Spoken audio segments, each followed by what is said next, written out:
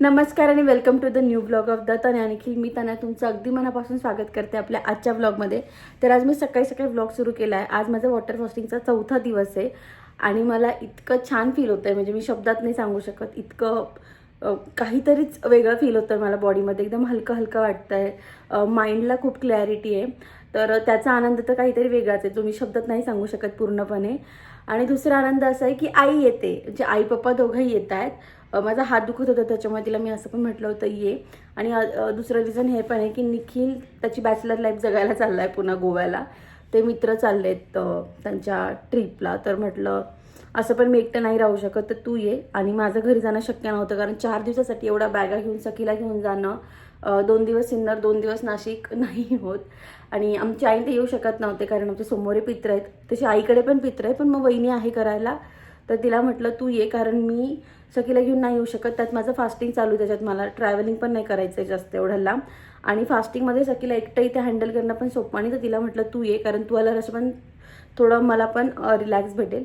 तर ते येत आहेत आणि मी माझं थोडं आवरून पण बसली, कारण माझी अपॉइंटमेंट आहे. माझं हे जे आहे हे दाखवायचं आहे आज माझं, कारण 3 दिवस झाले आहेत. तर आज पुन्हा बोलवलं आहे, तर हे दाखवायला मी जाणार आहे. पण आमची खूप लवकरची अपॉइंटमेंट आहे, त्याच्यामुळे मला कळत नाही. सखी अजून झोपली आहे, तर सखीला आई पप्पांकडे टाकून जाऊ की तिचं आवरून घेऊन जाऊ, कारण तिला पण असं नको की ती उठल्या उठल्या मी निखिल नाही आहे, फक्त मम्मी पप्पा घरात आहे.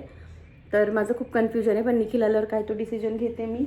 आणि येस, स्टे ट्यून. कारण आणि जर तुम्हाला वॉटर फास्टिंग ट्राय करायचं असेल ना, मला खूप कमेंट्समध्ये येतात, प्लीज डॉक्टरला कन्सल्ट करा. एल्स इंस्टाग्रामवर एक चॅनल आहे फिट विथ प्रथम. पेड वगैरे काहीच नाही आहे, मी स्वतः जाऊन बघते. जेव्हा मी असं फास्टिंगमध्ये मला असं वाटतं ना की नाही तोडू शकतो आपण, मी जाऊन त्यांचे व्हिडिओ बघते, कारण मला आवडतं ते. आणि त्यांनी पण रिसेंटली 21 डेज वॉटर फास्टिंग संपवलं आहे. आणि आय थिंक ते क्लासेस वगैरे पण घेता. मी प्रमोशन करत नाही आहे, मी स्वतः फॉलो करते म्हणून सांगते आहे, कारण मी तिथे जाऊन बऱ्यापैकी मोटिवेट होते. सो तुम्हाला जर अजून काही माहिती घ्यायची असेल तर तुम्ही त्या पेजवर जाऊन पण घेऊ शकता. एल्स गुगल तर खूप जास्त माहिती देतो. ChatGPTवर जा, ChatGPT पण खूप जास्त माहिती देते. So yes, stay tune. आणि माझं पिल्लू पण उठून आलं आहे. आणि आजकाल असं होतं ना, सखी अजिबात काही रिॲक्ट करत नाही. ती मस्त तिच्या बेडवर न उतरते, जिथे आम्ही तिथे मस्त चालत चालत येते. हाय करतो नको, आम्ही जस्ट उठलो, झोप येतो, त्याच्यावर मी पण काही जास्त शूट करत नाही. असं बाबू तो अगो बाई.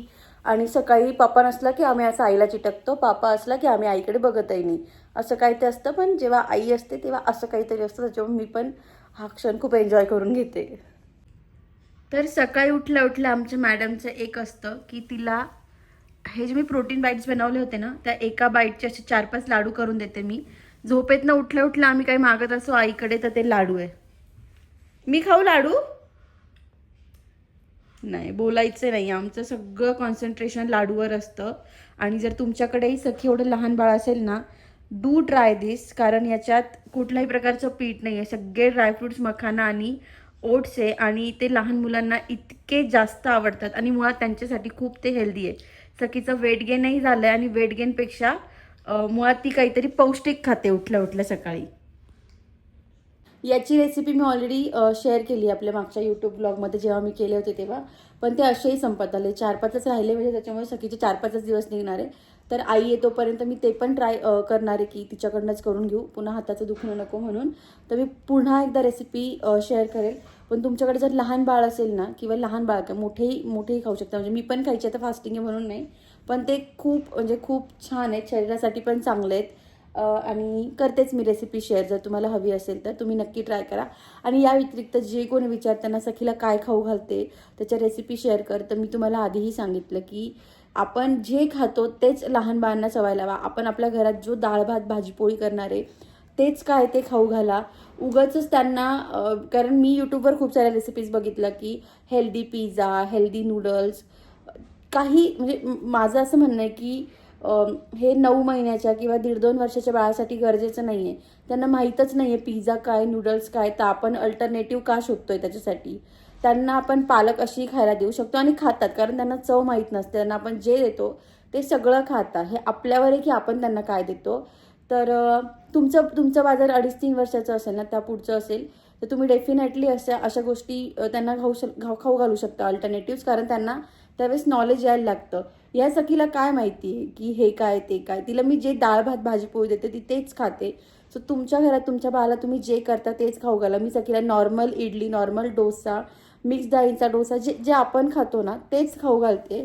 त्याच्यामुळे मी अशा खूप साऱ्या मी फॅन्सी गोष्टी करतच नाही, त्याच्यामुळे मी अशा फॅन्सी रेसिपी नाही शेअर करत. बट स्टील तुम्हाला जर रेसिपी हव्या असतील ना तर मी ह्या ज्या नॉर्मलवाल्या आहेत त्या शेअर करते. बट तुमचं बाळ 2.5-3 वर्षाच्या पुढचं असेल तर इंस्टाग्रामवर पेज आहे श्रियांच्या मम्माचं, तर तुम्ही हे पण प्रमोशन बिमोशन काही नाही. ती ऑलरेडी तिचे सबस्क्रायबर, तिचे फॉलोअर्स 3-1 लाख आहे. तिला ऑलरेडी खूप चांगले व्ह्यूज येतात कारण तिच्या रेसिपीज तशा असतात. सर तुम्हाला अल्टरनेटिव्स किंवा काही तुमच्या बाळासाठी युनिक करून द्यायचं असेल टिफिनला वगैरे तर तुम्ही ते पेज इझिली फॉलो करू शकता. कारण मी काही अशा रेसिपी ट्राय करू शकत नाही कारण सगळी लहान आहे अजून.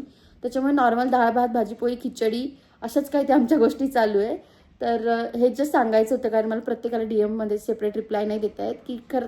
ढोकळा पण मी त्या दिवशी केला तर त्याची खूप जणांनी रेसिपी विचारली.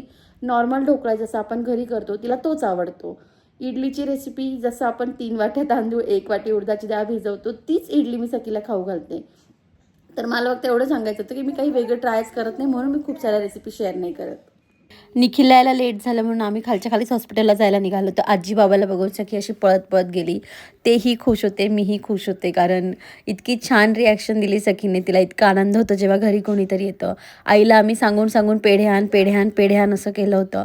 पेढा आम्ही एकही खाल्ला नाही बट त्या पेढ्याचं इतकं कौतुक केलं होतं तिने की आई दे ना पेढा. रोज फोनवर सांगायची बाबा पेढा आण, बाबा पेढा आण. खायच्या वेळेस मात्र तिने नाटकं केले कारण तिला कळतच नव्हतं काजू कतली खावी की पेढा खावा. दोघंही नाही खाल्लं पण मी जो केक केला होता तो मात्र तिने नक्कीच खाल्ला. रात्री तिने थोडाफार पेढा खाल्ला असेल बट त्यावेळेस तिने तो खाल्ला नाही. आणि याचं अजूनही एक कारण होतं ते म्हणजे पप्पा जेवायला बसले होते तर ती पप्पांसोबतच तिचं इतकं सगळं चालू होतं. तिने आय डोंट थिंक त्यांना नीट खाऊ दिलं आहे आज.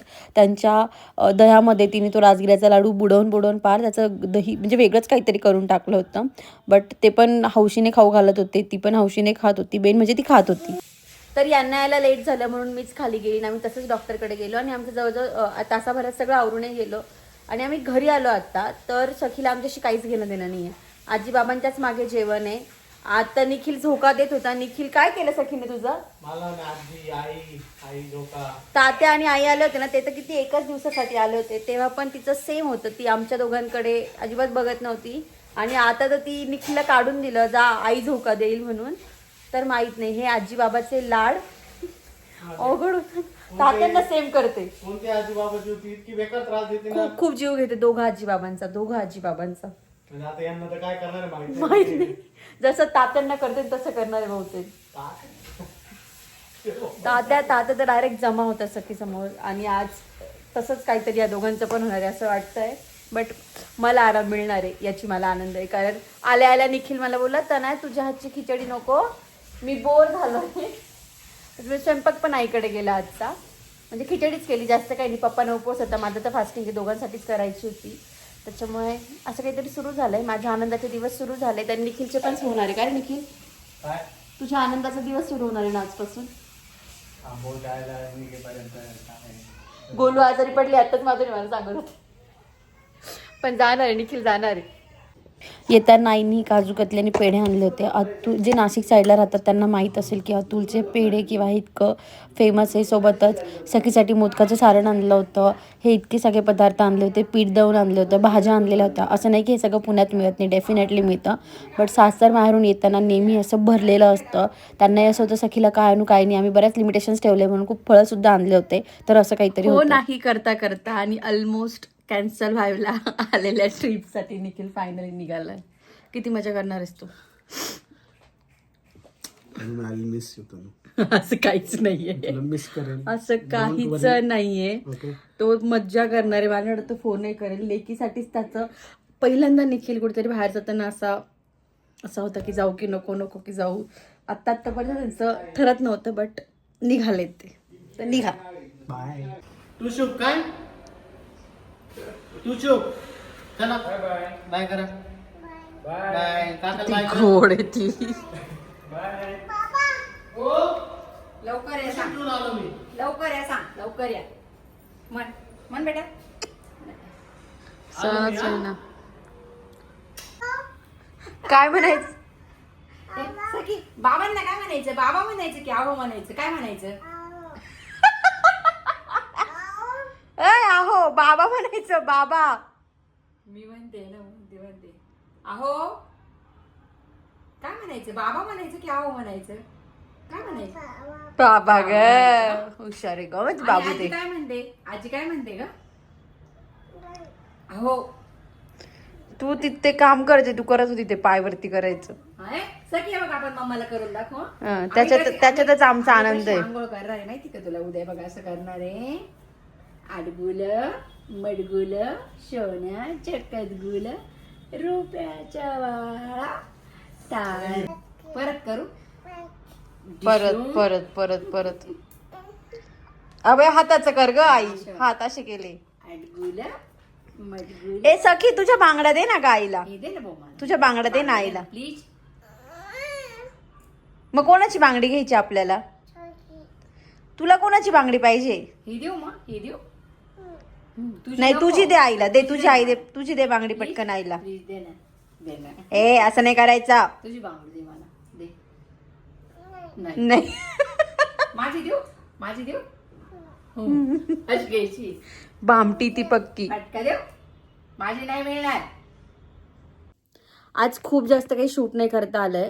माझा अवतार पण इग्नोर करा, कारण मी तुम्हाला सांगते आपलं जे असतं ते रॉ असतं आणि माझ्या केसांचे सध्या असेच काहीशे हाल चालू आहे.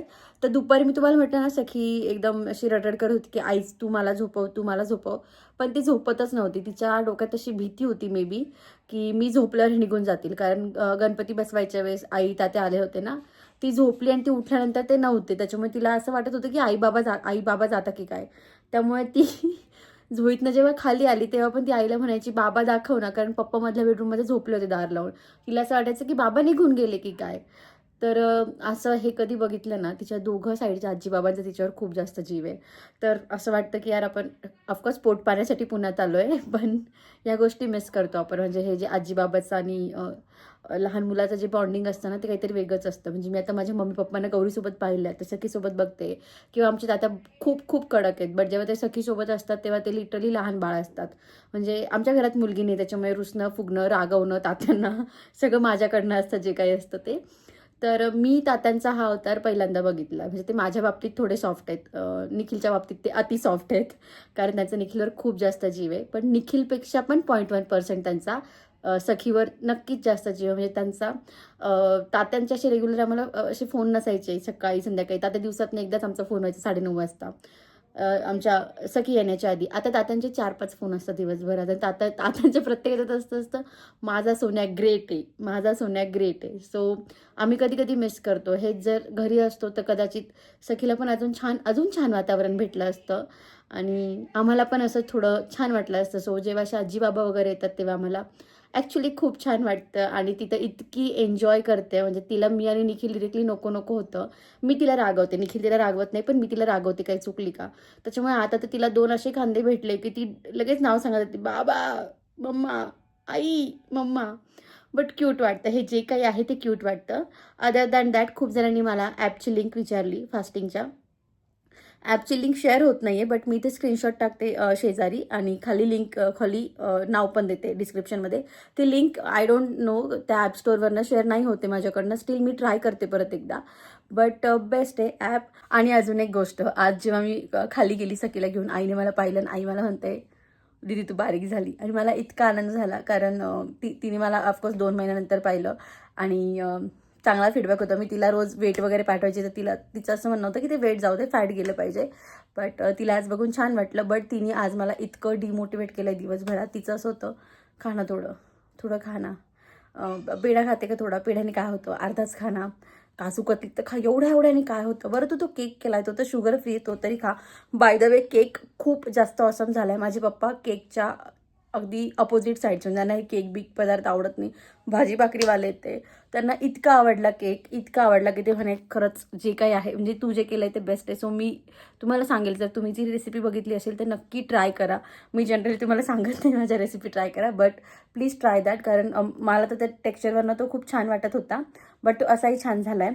असो हा टॉपिक मी तुम्हाला हे सांगत होती की आई माझी इतकी मागे लागली होती की सोडगं फास्टिंग, 3च दिवस राहिले, झाले की 4 दिवस, कशाला जीवाला मारते या टाईप. पण आई ती आई असते, तिला माहिती आहे मी दरवर्षी करते, माझ्याकडनं होतं, बट ती आईचं असतं. म्हणजे मलाही सखी जेवढी नाही की तसं होतं, त्याच्यामुळे तिला तसं होणं साहजिक आहे.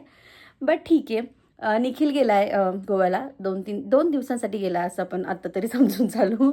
शेवटपर्यंत त्याचं होणंही चालू होतं, कारण त्याचा गोलू पण आजारी थोडी, त्याच्यामुळे भाऊजींचं मागे पुढे होतं. आणि मग निखिलला पण असं झालं की मला सखीला नाही सोडून जावं वाटतं, ते का बरं काय माहिती. नाही तर तो असा एक्सायटेड असतो ना.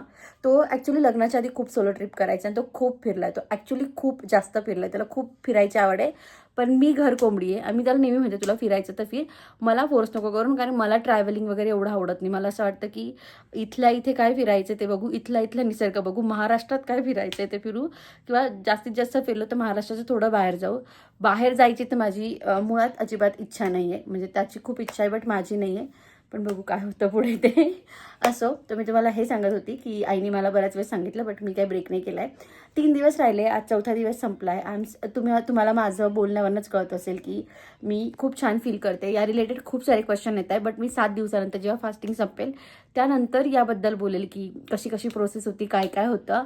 तर येस, आपल्या आजच्या ब्लॉगमध्ये एवढंच. तुम्हाला जर आपला आजचा ब्लॉग आवडला असेल तर do like, share and subscribe, आणि असंच प्रेम देत राहा आम्हाला सगळ्यांना. बाय. आणि हां, इथपर्यंत आलाच आहात तर कमेंटमध्ये एक छोटासा हार्ट तो बनता आहे, आणि तुम्हाला आजच्या ब्लॉगमध्ये कोणती मोमेंट जास्त आवडली, डू कमेंट दॅट. बाय.